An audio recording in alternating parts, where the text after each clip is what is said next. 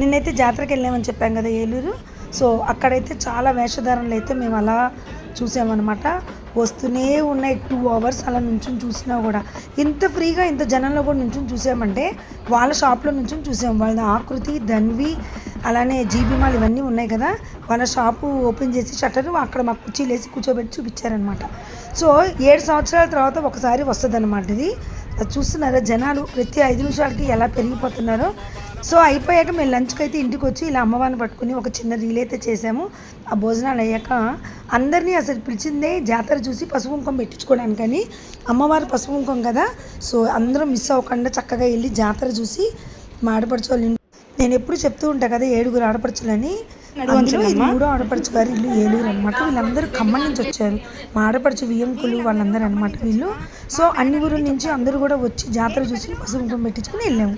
ఇది అవ్వగానే అమ్మవారిని చూడడానికి మళ్ళీ వెళ్ళాము. అప్పటికే వెళ్ళిపోయిందంట. చాలాసేపు వెయిట్ చేసాము. చాలా దూరం నడుచుకుంటూ వెళ్ళాము అమ్మవారిని దర్శనం కోసం. ఆ క్రౌడ్ తట్టుకోలేక వెనక్కి వచ్చాము. అది ఒక్కటే డిసప్పాయింట్.